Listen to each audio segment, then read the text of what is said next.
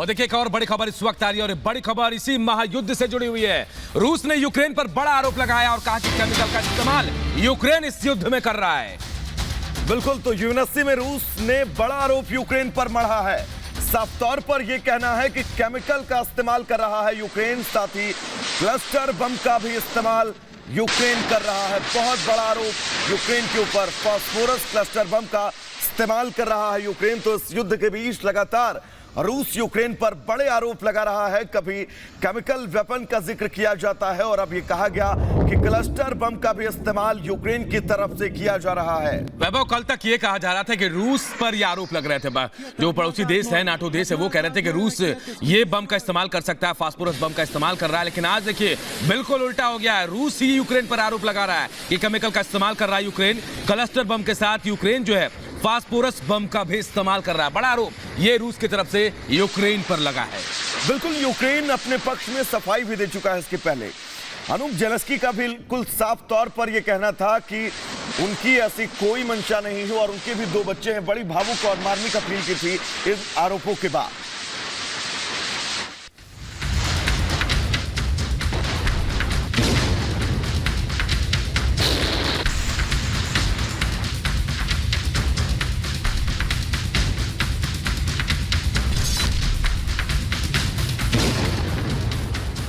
रूस यूक्रेन के बीच जंग थमने का नाम नहीं ले रही है। वहीं दोनों देश एक दूसरे पर सनसनीखेज आरोप भी लगा रहे हैं। रूस ने यूक्रेन पर बड़ा आरोप लगाते हुए कहा है कि डोनेस्क में यूक्रेन ने क्लस्टर बम से हमला किया है। क्लस्टर बम से हमला करना युद्ध अपराध है। इससे पहले यूक्रेन और ब्रिटेन दोनों देश रूस पर वैक्यूम बम के इस्तेमाल का संगीन आरोप लगा चुके हैं। वैक्यूम बम बहुत ही घातक हथियार माना जाता है।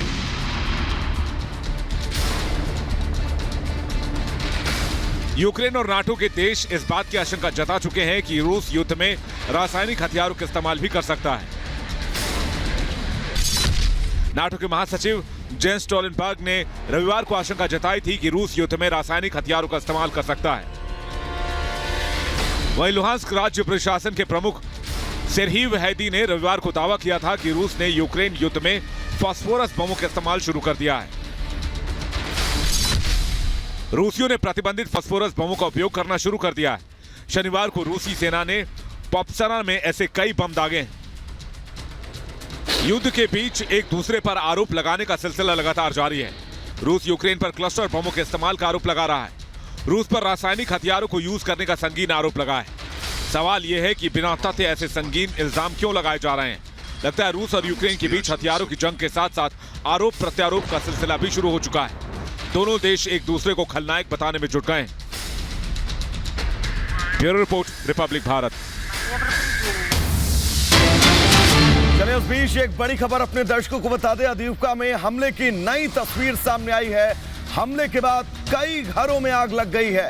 तो अदीवका शहर जहां पर अब हमले की आग पहुंची है, आपको बता दें। और ये तस्वीरें अदीवका में हमले के बाद रिहायशी इलाकों के हालात क्या हैं, वहां पर स्थितियां कैसी हैं, इन तस्वीरों के जरिए आप बहुत आसानी से समझ सकते हैं। अदीवका में हमला हुआ और हमले के बाद धूं धूं कर जलता ये घर इस बात की गवाही दे रहा है कि रूस के मंसूबे यूक्रेन को लेकर क्या हैं। रूस के मंसूबे यूक्रेन के तमाम शहरों को लेकर क्या हैं।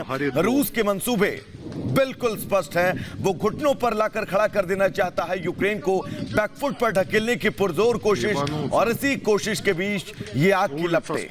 बिल्कुल, तो तस्वीरें बयां कर रही हैं कि आखिर क्या चाहता है रूस। और हमले की बात की तस्वीरें, अदीवका में हमला किया रूस ने, उसके बाद कई घरों में आग लगी है।